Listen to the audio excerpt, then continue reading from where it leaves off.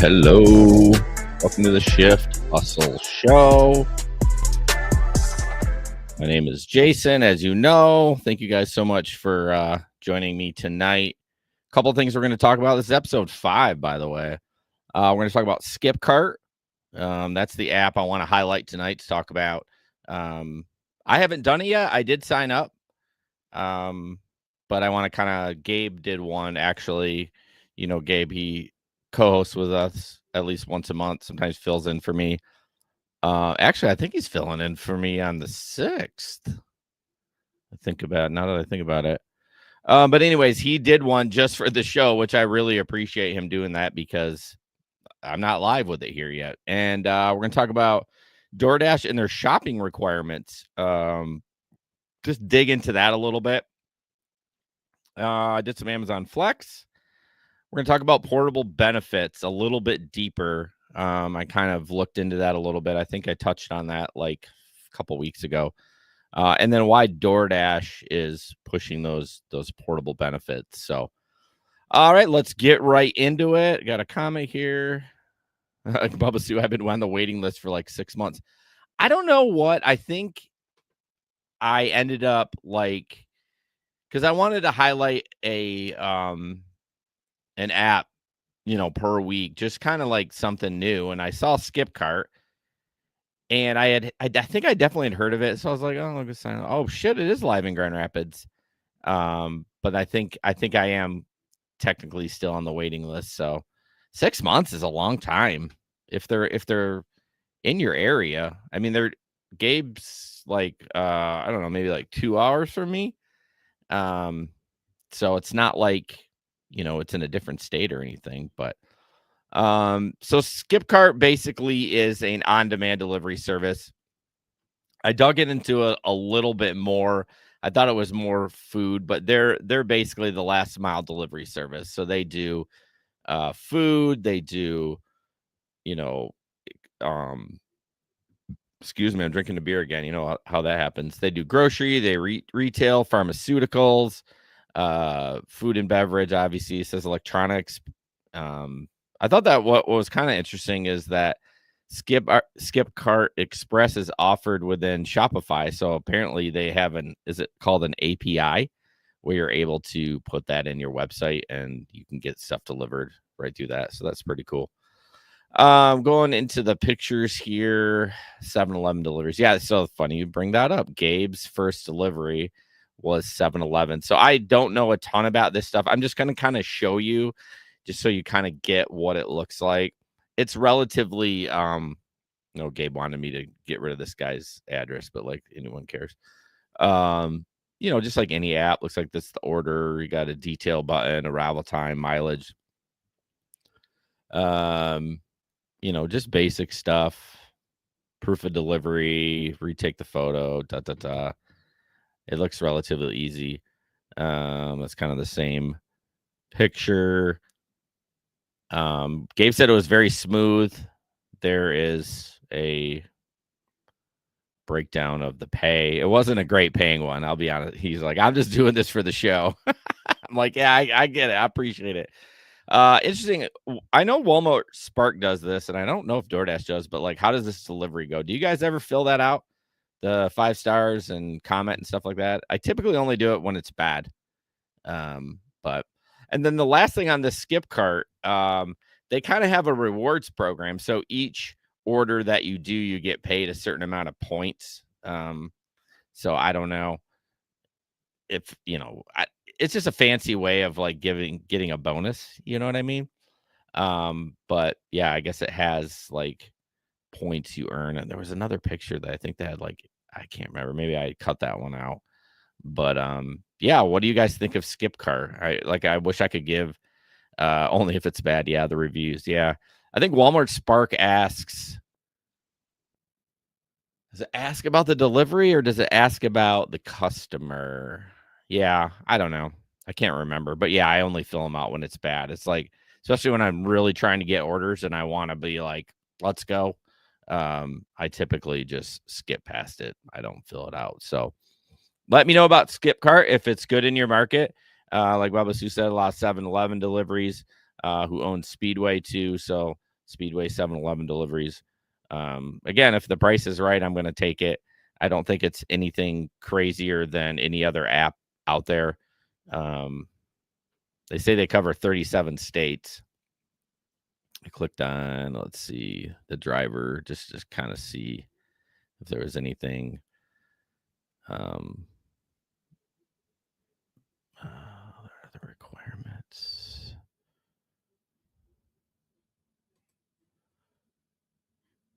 Yeah, nothing really out of this world as far as different from any other app. So they do catering too, but it's always good to just add another app into your repertoire, just so that who knows, it might be great in your market. You just never know. So usually when stuff joins, as most gig workers know, that multi-app, usually when the app comes to your area, it's pretty good.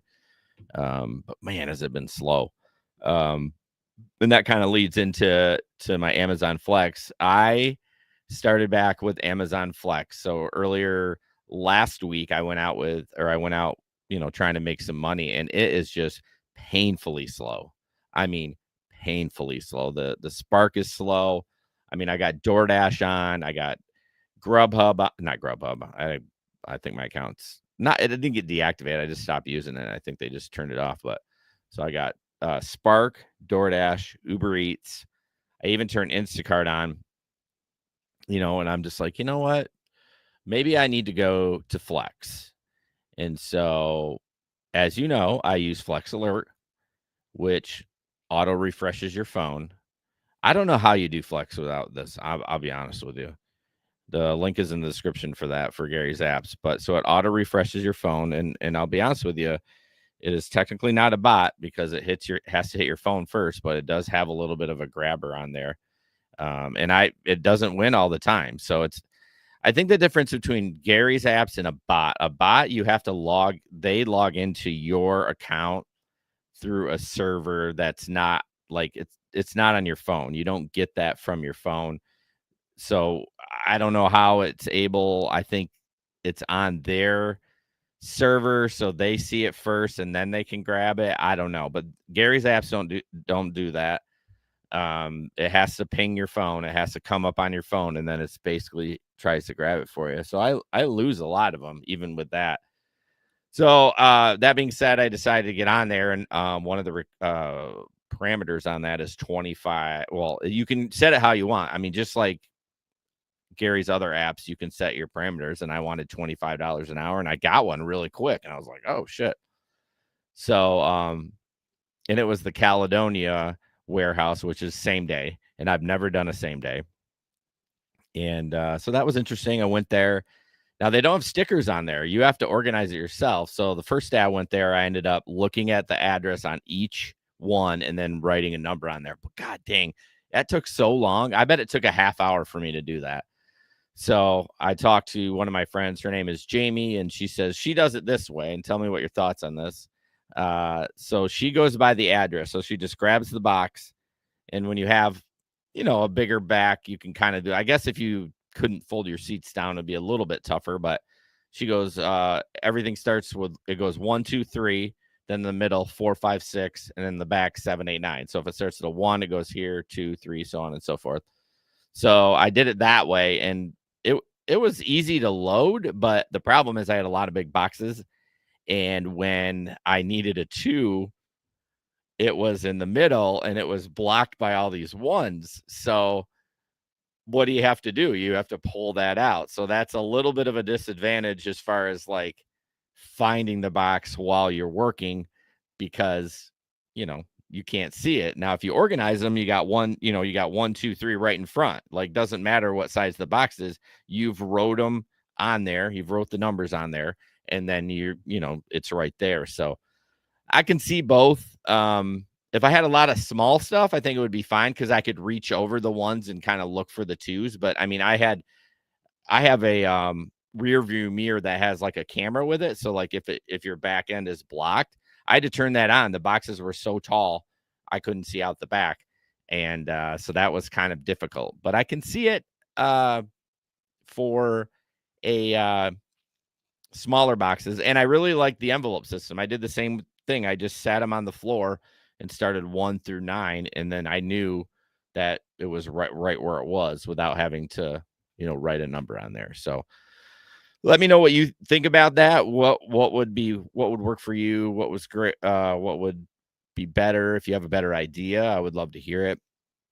So yeah, I've done 3 routes and they've all been paid pretty good. I think my last one I did was 28 an hour and they're 4.5 hours, but they don't take 4.5. They take in like 3.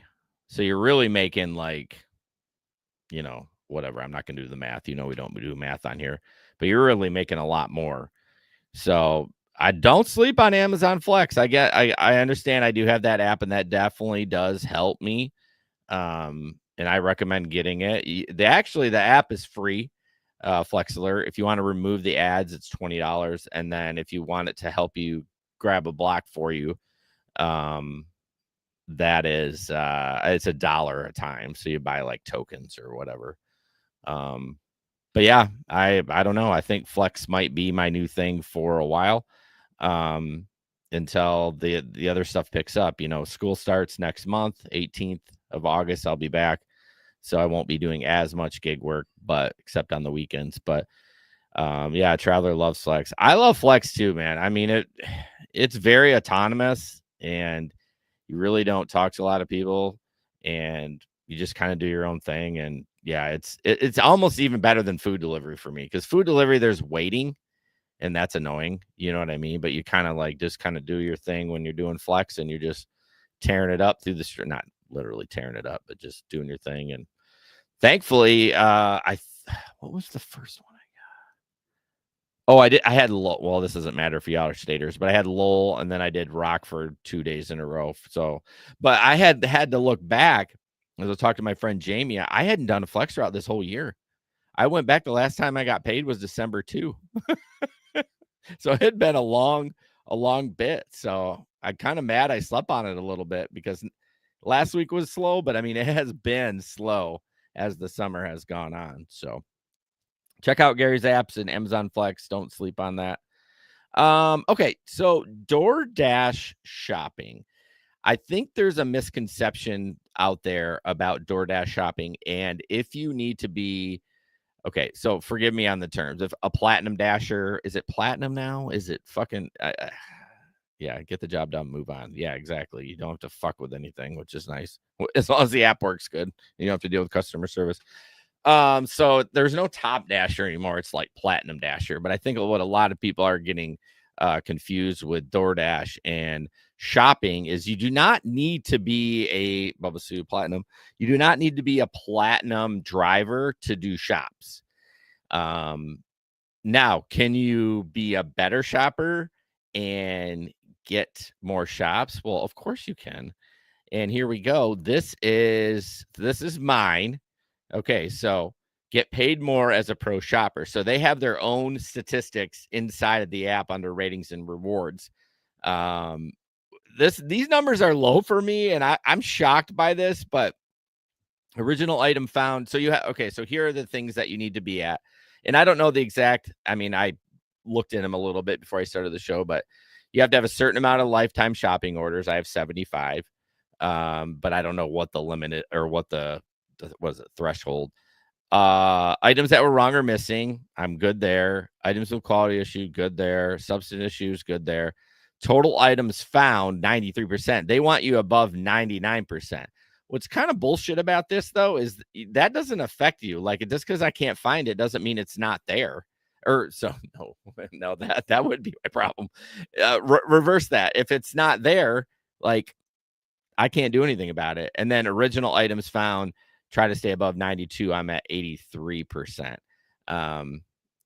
So I mean, I don't know. I kind of think that's pretty strict for to be that pro dasher, I guess, because some of that is out of your control. But this is awesome because let me show you Gabe's. His is better than mine, but he's not even. Let's see this one. Why is it not doing it? There we go. He's at 5 out of 6. So his total item found, they want to be 99. He's at 98. So I don't know. I think a lot of it depends on the stores you're shopping at. Like, I think there's probably certain stores you want to not shop at, right? I could bet you Dollar General is shitty at like having everything in stock.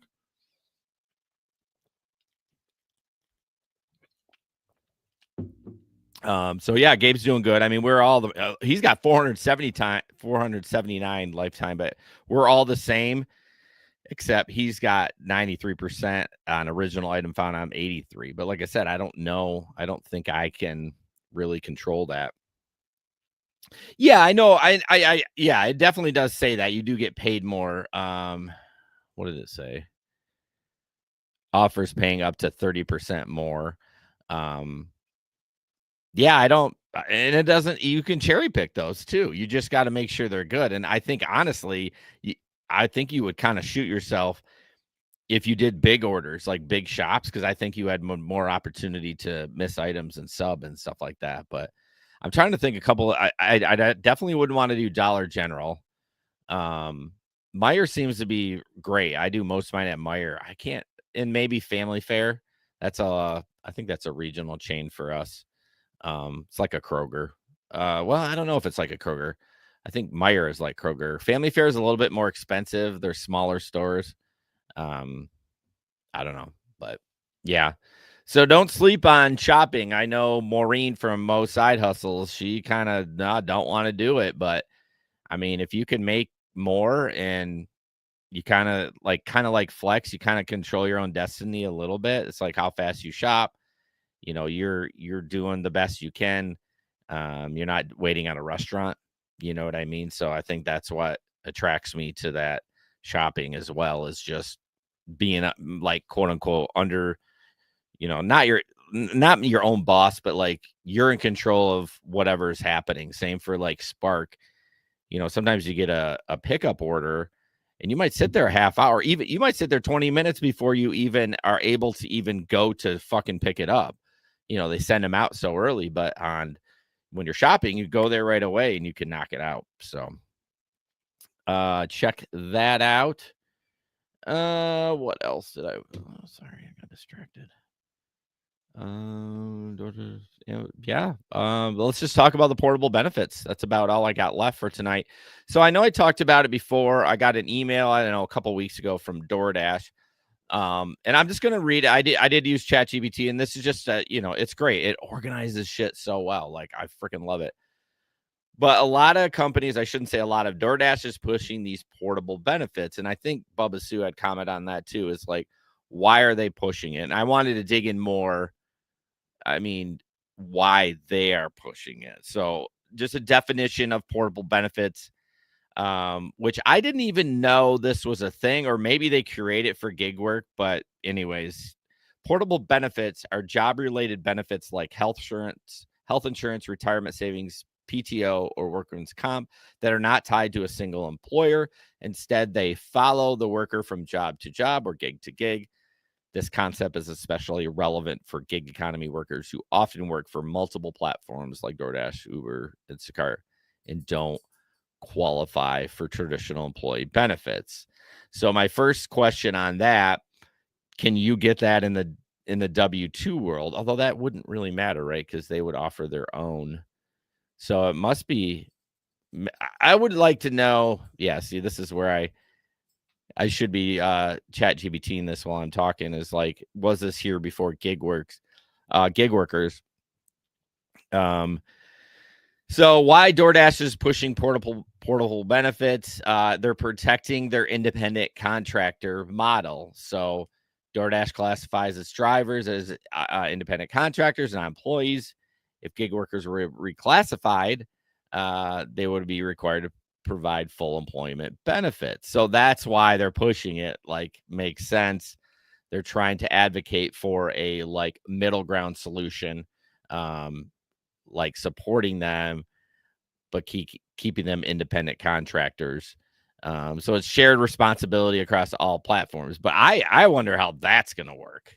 Like, I mean, they can do whatever they want, right? They're a technology company. They can figure it out. But if you do one Uber Eats delivery that was like, 20 minutes, how much of the benefits, like, how does that work for benefits? Like, let's say I did one Uber Eats for the entire week and then the rest DoorDash. Like, I'd be curious to know how they break that down.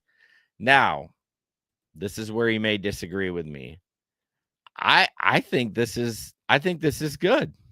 I really do think this is good. I think it doesn't get us as employers, and we've always talked about, I've always said I want to be an independent contractor. Yeah, you can handle your own benefits, traveler, but paid time off, all that other stuff. I want to be an independent contractor, but I don't want to be a W-2. I don't want to lose that flexibility. That's the bottom line, is the flexibility. Like, I did flex for a couple of days, and now I didn't work today. I'm not going to work tomorrow. No one's calling me. No one's, dinging me because I didn't show up. But you guys say you want to handle your own benefits, but if you could have it one way or the other, if you were forced to, wouldn't you want it this way over the other way? I don't know. It is interesting, though. Prop 22 might be a little bit better as I think about it, because they just give you money. Then you can do with it what you want, right? You can buy your own benefits, or you can save it for paid time off, or, well, you said no, but I said, would you rather have, or maybe, would you rather have it, as an employee? Or I see what you're saying. Yeah, you don't want any of them. Well, we may not have a choice. So that's why it's super important, if that stuff comes up on the ballot or whatever, that we get out there and vote for that stuff. Yeah, DoorDash is calling for state level legislation to create portable benefit funds. They have also supported pilot programs and partnerships to test models where gig workers get stipends, which is kind of like Prop 22 for health or retirement benefits. But yeah, I mean, we gotta separate that this is coming from DoorDash, because like, this is out there. Stop! My dog is licking my leg. You have dogs and they lick your legs and then, or lick your hands or whatever, and you're like, oh, that's fine. And then all of a sudden it gets too much. You think 3 states already have this? All right, well, let's ask.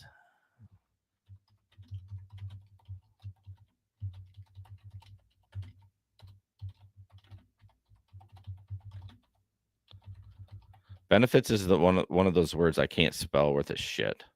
I forget the E. There we go. This is the problem when I do this, though. When I Google, this is what we do on the Patreon, because if I'm like doing a regular show or whatever, and I start doing this shit, I forget what I was talking about, or I forget my point or whatever. Oh, let's see. It's a little slow tonight. Okay, so states that have passed portable benefit laws are pilots. Utah is the first to enact permanent portable benefits under SB 233 in 2023. So Alabama in early 2025. Tennessee. Geez, Bubba Sue, you're so damn smart. Tennessee. So Utah, Alabama, Tennessee. Wisconsin has proposed a bill. It says it's not yet law yet. They proposed it in May of this year. It's widely supported and actively moving through the legislature. It's a hard word. Pennsylvania, Maryland, Georgia, not full laws. Full laws yet. These state hosted DoorDash led pilot programs in partnership with Stride. So, good job, Bubba Sue. Shit.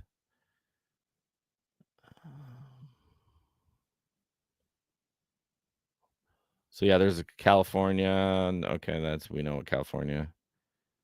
So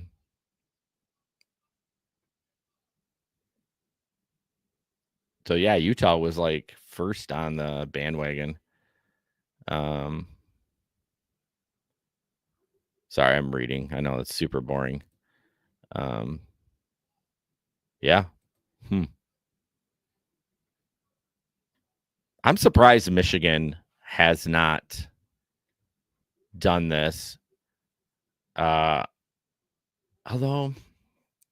I want to say it's kind of a left-leaning thing, and some of these states on here are, but Tennessee sure isn't. Alabama sure isn't. Maryland, Georgia sure isn't. I don't know. I know you guys are going to disagree with me, but I don't know. If I could do the same work and get other stuff, like why wouldn't you do that? What are y'all's worry about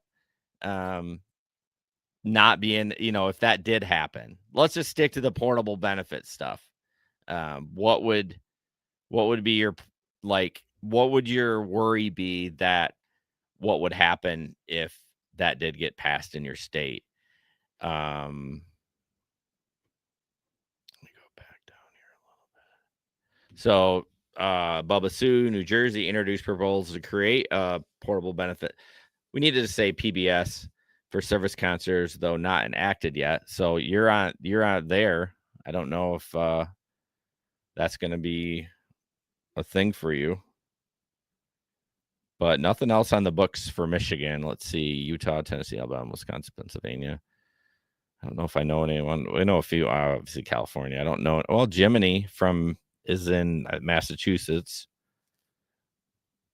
So yeah, it's coming. It's coming down the pike. Is it okay? Is it coming down the pipe? Pipe. I did that just so you heard me. Or coming down the pike. Pike.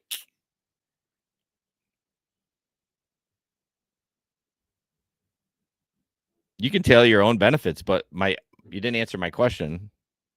Pipe. Is it pipe? You didn't answer my question though. If everything stayed the same and you got more money, what would be the problem with that? In Bubba Sue, New Jersey's trying to push through very bad. Yeah, I don't know what it says because you feel like a lot of this shit. It says, "Oh, this is this," but then they have all the other bullshit along with it, right? What do they call that? The pig or the pork, the fat or whatever. That's what I freaking hate about when they pass stuff like this. It just pisses me off. Insurance costs more through portable benefits. Well, here's the thing. That's why I kind of like the Prop 22, right? Because they just give you could be like, damn it, traveler. They just give you the money and you can do whatever you want with it. And that's like, okay, I can tailor my own benefits to my own needs. That's perfect, right? Tailoring my own benefits to my own needs. Hey, Katie on TikTok, appreciate you. Okay, we're having a big discussion on if it's oh shit, what was the coming down the pike or coming down the pipe? I know I can Google it, but Ultra says Advantage mode was introduced to my market this week. I'm currently in Advantage mode and have seen a huge. So Ultra Advantage mode. So I have that in my. So I don't do a lot of rideshare. I know there's like Advantage mode, and then is it exclusive? But you have to be like a certain tier to get exclusive. But I've been offered exclusive stuff, even though I cherry pick the hell out of things. So. All right, now I got to Google it. Well, I'm not going to Google it. Oh, no, what happened?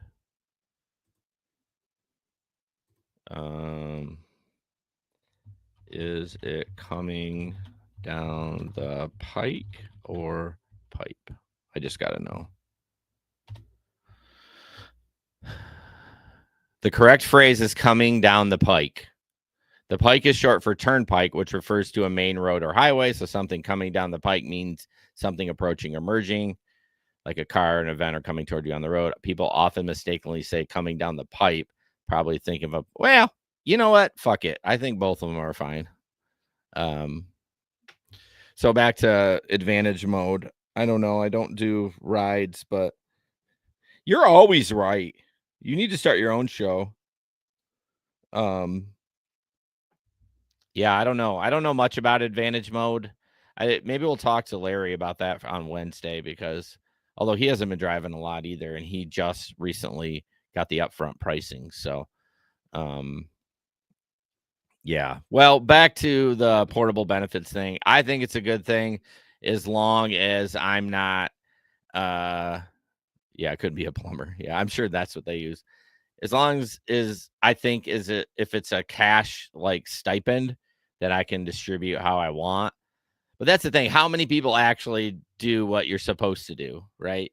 If you get an extra $500 for the month, you should put that aside for a rainy day, or you should buy benefits with it. Or, I mean, that's the thing. I don't need benefits. I either have benefits for my W-2, but currently I don't take them. And my wife, on my wife's plan, but it would be nice to have some of that money to put away on a rainy day fund. But that's just me. So sounds like everyone in here is against it, which is fine. I mean, that's totally fine. I would have to see more details on it too. Like Bubba Sue said, it's bad legislation. Well, if there's a bunch of other terrible stuff involved with just pushing that through, I don't think it's very good for anybody. So